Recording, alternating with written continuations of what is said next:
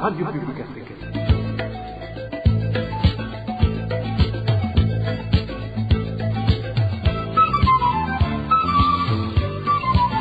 Radio Publique Africaine.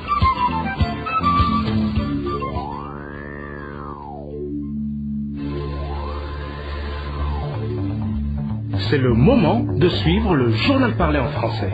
À la présentation, Émile Nivasumbo. Bonsoir et bienvenue dans cette édition du 19 novembre 2023. Voici les principaux titres. Les Imbonerakure accusés de rançonner la population sur la colline Gawazi, c'est dans la commune Ngozi. Vous entendrez les grognes des boutiquiers au cours de cette édition. Au Burundi, les dénonciateurs des corruptions deviennent des ennemis de la nation alors que les auteurs de la corruption obtiennent des promotions. Les syndicalistes ont dénoncé cette attitude au cours d'un atelier organisé par l'OLUCOM. Les détails, c'est tout à l'heure. Nous allons également parler de la crainte de la population de la mairie de Bujumbura suite à la réapparition de l'épidémie de choléra. C'est tout pour le sommaire. Le développement des titres, c'est tout de suite. Un cas de choléra a été signalé dans la zone Buyenzi de la mairie de Bujumbura. C'était hier. Une femme qui réside à la 20e avenue numéro 43 atteinte de cette maladie a été conduite dans une structure de santé. Ce matin, les agents de la Croix-Rouge ont procédé aux activités de désinfection du ménage concerné. L'épidémie de choléra est également signalée dans la zone Kanyosha, toujours en mairie de Bujumbura. Les habitants de cette zone disent ne pas comprendre pourquoi il y a souvent pénurie de l'eau potable. Plus de détails avec Eric Nyonzima. En zone Kanyosha commune Moua, les habitants indiquent qu'ils font face à un grave sérieux problème de manque d'eau depuis une longue période.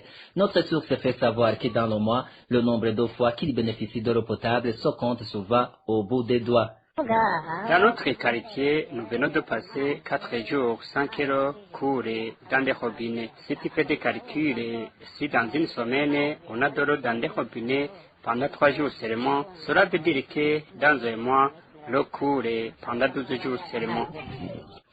Les habitants de cette zone s'étonnent beaucoup de ce persistante du manque d'eau alors que le pays est plein de rivières et lacs. Notre source indique que même le long des fossés creusés qu'on leur a donné n'est pas tout le temps disponible. Nous vivons en délestage de l'eau depuis une année. Ce produit manque souvent. S'il y a une distribution aujourd'hui, après on passe 4 jours sans l'eau. Et on se demande, avons-nous des rivières et les montagnes qui s'y plombent? La capitale sont pleines d'eau, mais on n'en a pas. Dernièrement, on nous a montré qu'il y a de l'eau, des fossés creusés, mais on n'en trouve pas à tout moment. La situation se présente ainsi alors que l'épidémie de choléra est dans le mire de cette zone. Notre source affirme qu'à côté de son manque d'eau, hygiène reste à désirer dans différents quartiers. Il y a de la saleté. Durant ce jour, on vient pulvériser à cause de l'épidémie de choléra présente. Par exemple, dans le quartier Kajiji, il y avait des cas de choléra dans ce quartier.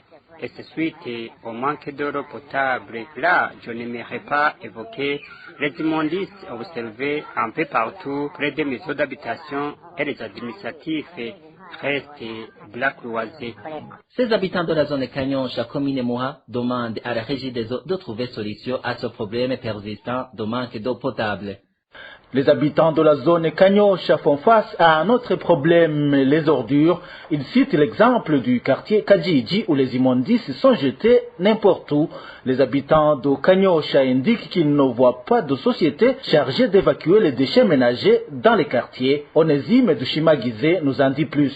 On trouve des ordures ici et là au quartier Kajiji en zone Kanyosha. Les bordures des maisons, les champs et les caniveaux ont été transformés en dépotoirs. Selon certains habitants du quartier Kajiji, aucune association parmi celles qui opèrent dans le secteur de la salubrité ne s'est jamais présentée dans le dit quartier. Ce qui pousse la population locale à jeter des ordures n'importe où, comme le témoigne cet habitant du même quartier. Concernant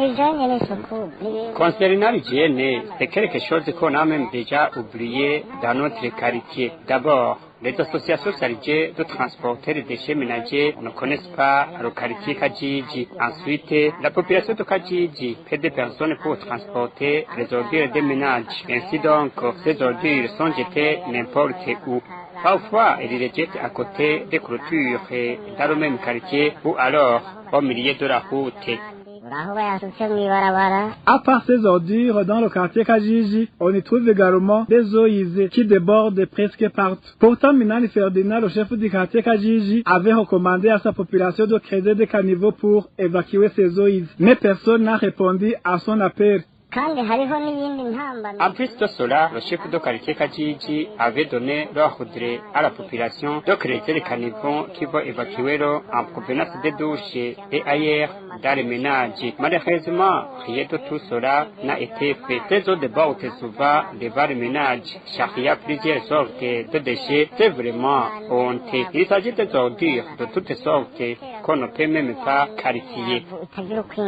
Pour le moment, la population de Kajiji crée des maladies des messards. Cet habitant demande l'intervention immédiate de l'administration. Les conséquences sont multiples, que ce soit sur la vie humaine, de même que sur l'environnement, car ces ordures vont pourrir là-bas et une fois pourries, elles vont causer différents problèmes à la population. C'est ainsi que nous demandons que l'administration s'y implique pour sensibiliser la population et faire comprendre qu'un quartier quelconque ne peut être transformé en dépotoir, qu'il y ait des sanctions si c'est nécessaire. La rédaction de la RPA a essayé de joindre par téléphone à ce propos le chef du quartier Kajiji Minani Ferdinand, de même que le chef de la zone de Kanyosha, mais sans parvenir. Dans un instant, nous nous rendons dans la zone Bgiza où un chef de quartier est accusé de détournement des fonds de la population. RPA.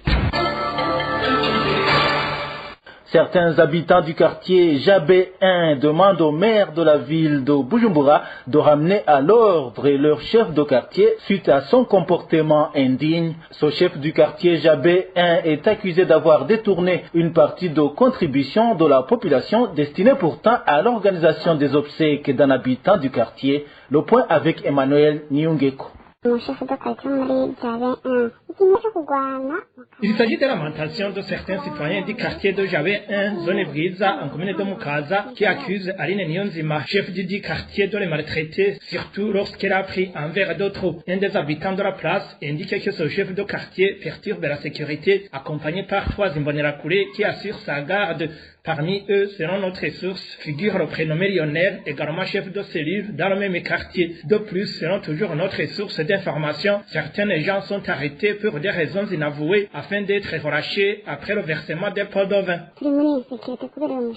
Nous sommes dans l'insécurité à cause de ce chef de quartier, surtout son ivresse. Lorsqu'elle a bu, elle ne respecte personne et tabasse tout le monde et se fait aider par des jeunes de sa garde. Ils arrivent à un stade de conduire des gens à la zone de Giza et à mi-chemin, ils commencent à leur dépouiller de l'argent avant de les libérer. Celui qui a de l'argent le donne pour se faire relaxer. Le cas illustratif du comportement de ce responsable du quartier de Javé 1, évoqué par ses habitants, est une femme du quartier de Javé 2, tabassée le 28 mai de cette année 2023, ainsi que le nommé Ezekiel Nyonghuru du même quartier, qui a été attaqué par ce chef de quartier dans la nuit du 14 au 15 du mois courant. Chose étonnante, selon ses habitants, c'est que des convocations ont été émises respectivement en date du 16 et 17 novembre à ce chef de quartier, mais il a refusé de se présenter au bureau de la police judiciaire situé dans le quartier asiatique en commune de Mukaza, tel que recommande. Une autre situation qui a frustré ses citoyens, c'est le détournement de la contribution donnée par chaque ménage pour l'enterrement d'une personne dernièrement décédée. Ça fait vraiment de la honte. Lundi le 13 est décédé un jeune homme qui travaillait dans un salon de coiffure. Comme il n'avait pas de moyens, car originaire de Kayanza, est venu à la recherche de l'argent. Nous, les habitants du quartier, avons décidé de collecter une contribution pour qu'il soit inhumé. Cette contribution a été collectée par ce chef de quartier et le prénommé Lionel, chef de cellule. Après la collecte de cet argent, ils ont simplement déposé le corps dans la morgue et se sont installés dans un bistrot avec des policiers dont on ignore les noms. Tout l'argent a été consommé. La rédaction de la RPA a tenté de joindre encore une fois Aline Nyonzima, chef du quartier de Javet 1. Son téléphone est sonné sans toutefois décrocher. Les habitants de ce quartier demandent au maire de la ville de Bujumbura de ramener à l'ordre ce chef de quartier. Nous n'avons pas pu joindre le responsable de la mairie de Bujumbura, Jimmy Hatungimana, pour recueillir sa réaction. Je vous le disais en titre, les boutiquiers de la colline Gawazi, commune et province Ngozi, dénoncent certains Imbonerakure qui les rançonnent. Selon eux, ces Imbonerakure les obligent à leur offrir des bières pour continuer de travailler. Plus de détails avec Dani Claire, il la trouve. Ces boutiquiers de la colline Gawazi, en commune et province Ngozi, indiquent que ces Imbonerakure viennent tous les jours vers 20h et sont dirigés par un certain Olivier. Il précise qu'il leur exige de leur donner des bières à boire et que celui qui refuse d'obtempérer est obligé de fermer sa boutique. Ces Imbonerakure de la colline Gawazi ont comme responsable un certain Olivier. Ils viennent tous les jours pendant la soirée pour nous obliger de leur donner des bières. Et si tu refuses de donner ces bières, ils t'ordonnent de fermer la boutique et les clients sortent sans payer. Les boutiquiers victimes de ce genre de vol sont surtout ceux qui vendent les boissons de type liqueur. Ils indiquent qu'ils travaillent à perte et précisent qu'ils ont informé le chef de la colline Gawazi, mais ce dernier n'a rien fait, regrette un des commerçants de la colline Gawazi. Les propriétaires des boutiques qui sont visés sont ceux qui vendent des bières appelées liqueurs comme Rosagara, Terama, Susuruka et autres. Nous travaillons à perte parce qu'il est impossible de combler son manque à gagner. Nous avons informé le chef collinaire, mais ce dernier nous a dit qu'il ne veut pas s'ingérer dans les activités des Imbonerakure. À propos de ces lamentations de la population de la colline Gawazi, nous n'avons pas pu joindre Joseph Martin Wuchumi, administrateur de la commune Ngozi, pour de plus amples éclaircissements. Quittons la province Ngozi pour nous rendre dans la province Bubanza où les parents des enfants qui fréquentent les écoles fondamentales Musenyi 1, 2 et 3 situées sur la colline Gichuba, commune Mhanda, s'insurgent contre les contributions exorbitantes exigées pour construire les bureaux et les latrines. Sur ces établissements scolaires, chaque élève doit contribuer plus de 10 000 francs selon les parents. Les détails avec Elvis Nyamongere. Ces parents, il y a des enfants fréquentant les écoles fondamentales Musenyi 1, 2 et 3. Il faut savoir que chaque élève doit contribuer une somme de 11 100 francs burundais destinée à la construction du bureau des directeurs de ces écoles ainsi que la réhabilitation de la trine démolie. Ces parents constatent que cette somme d'argent est très excessive vu l'effectif très nombreux des élèves qui étudient dans ces écoles. Le grand problème que nous avons, c'est ce montant exorbitant, 11 100 francs pour chaque élève, alors qu'il y a beaucoup d'élèves dans ces écoles. Depuis la première année primaire, une classe peut compter entre 80 et 90 élèves. Et il y a 3 écoles fondamentales, Musenyi 1, 2 et 3, qui ont toutes des classes ayant des groupes A et B. Imaginez tout cet argent qu'ils vont collecter. Ces parents sont frustrés qu'il y a des élèves qui ont commencé à chasser de l'école et du fait qu'ils n'ont pas encore contribué cet argent. Ainsi, ils rappellent qu'il existe des parents qui ont plusieurs enfants qui fréquentent ces écoles. Par conséquent, qu'il est très difficile d'avoir d'un coup toutes cette somme, surtout quand cette période, ils sont dans une pauvreté sans nom. Il renvoie de l'école l'enfant qui n'a pas encore payé cet argent. Pour qu'il retourne à l'école, le parent doit expliquer son problème et donner le délai limite pour payer son montant. Sinon, ils ont commencé à chasser les élèves en disant que celui qui n'aura pas payé son montant ne pourra pas faire les prochains examens de ce premier trimestre. Alors, vu la situation de pauvreté dans laquelle nous sommes et que l'on te demande de payer cet argent pour 3 ou 5 enfants, franchement, cette somme est excessive. Ces parents demandent aux autorités en charge de l'enseignement au niveau provincial à Bubanza d'arrêter la collecte de ces contributions parce que les enfants doivent étudier gratuitement. C'est au gouvernement de fournir les moyens financiers pour construire les écoles. Nous savons déjà qu'il y a ce programme du gouvernement d'offrir une scolarité gratuite à tous les enfants. Nous demandons aux autorités provinciales de suivre de près la destination finale de ces contributions et d'arrêter cette collecte, car c'est beaucoup d'argent en comparaison au coût de construction du bureau du directeur. À propos de ce problème qui préoccupe les parents de la colline Gichuba en commune Manda, nous n'avons pas pu joindre le directeur de cette école fondamentale Mousseini pour réagir là-dessus. Il y a des grognes au sein des chauffeurs qui empruntent la route nationale numéro 7 Bujumbura-Ijenda-Nyakararo. À l'origine, leurs véhicules sont endommagés du jour au lendemain par de nombreux nids de poules. Le point avec Josiane Mouzanez. Les conducteurs qui empruntent la route Bujumbura-Ijenda-Nyakararo indiquent que cette route est endommagée et qu'ils sont pour cela obligés de manœuvrer pour se trouver un chemin, ce qui les fait perdre énormément de temps et d'argent vu que leurs véhicules sont souvent abîmés par les nids de poules qui jalonnent cette route. Notre source décrit les endroits les plus endommagés. Passer dans la route RNSF suppose accepter de faire passer son véhicule dans les nids de poules. Depuis Nyakararo, en passant par Jenda, en continuant à Majombe et Matala, on doit faire des zigzags et le trajet d'une demi-heure te prend 1 heure. Pourtant, selon toujours notre source, les travaux de réhabilitation avaient débuté mais n'ont malheureusement pas été achevés.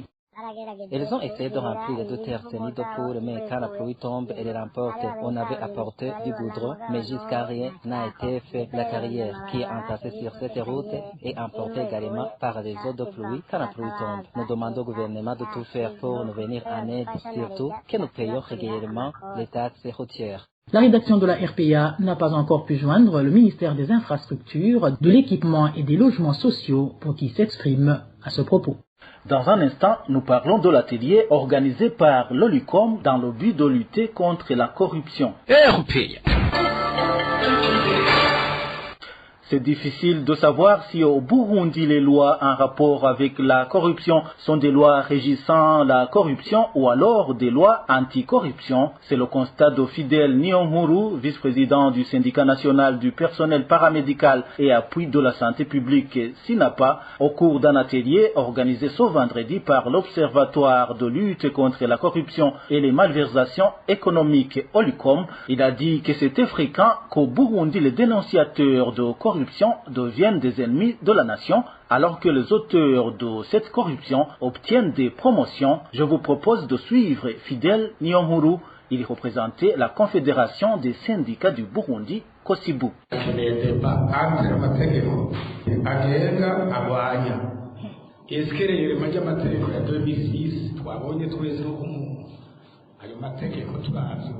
On a besoin d'un débat sur les lois en place sur la corruption. Sont-elles des lois anti-corruption ou des lois régissant la corruption?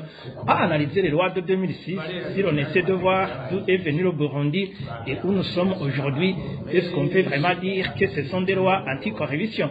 Quelles valeurs ajoutées ont-elles apportées?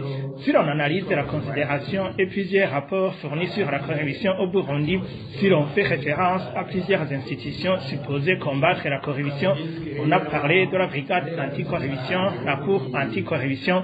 Qu'est-ce qu'elles ont apporté au pays? Lutter contre la corruption ou régir la corruption? Si l'on essaie de faire une analyse, le constat est que les dénonciateurs actifs deviennent les cibles de toutes sortes d'injustices.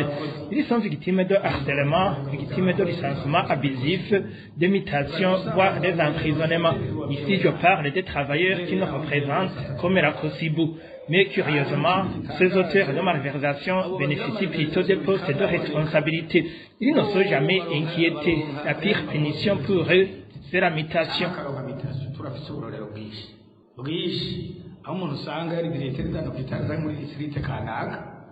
agamitata abadenosiateri cyangwa bakaba lisansi cyangwa amadosiye y'abakononwa mugabo bagacaronka mutation gusa cyangwa akabona yindi poste de responsabilité.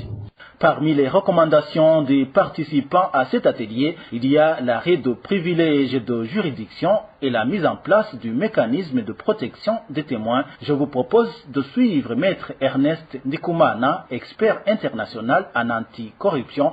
Il était animateur de cet atelier organisé par l'OLUCOM. Mwagerageje baratanga ama recommandation ubwa mbere na mbere ku bantu bashyiraho amategeko On a donné des recommandations, premièrement pour les législateurs. Ici, on se dirait les députés et les sénateurs. On leur a demandé de réviser la loi anticorruption. On demande à ce qu'elle soit claire et définisse les sanctions. On a également vu que l'on a besoin de mettre en place des textes de loi en rapport avec l'arrêt de privilèges et de juridiction sur les malversations économiques et les corruptions, et que l'on mette en place surtout une loi qui dit qu'une fois démasqués, les auteurs soient jugés en flagrance. On a aussi proposé qu'il y ait une loi spéciale régissant la protection des dénonciateurs. Aussi, avons-nous proposé qu'il y ait une loi qui parle de la déclaration des biens pour chaque personne qui est nommée à un poste de responsabilité. On a vu que plusieurs cadres nommés pour des postes ont soif de s'enrichir et font tout pour voler le maximum possible pour qu'à la fin de leur mandat, ils ne soient pas obligés de moquerie.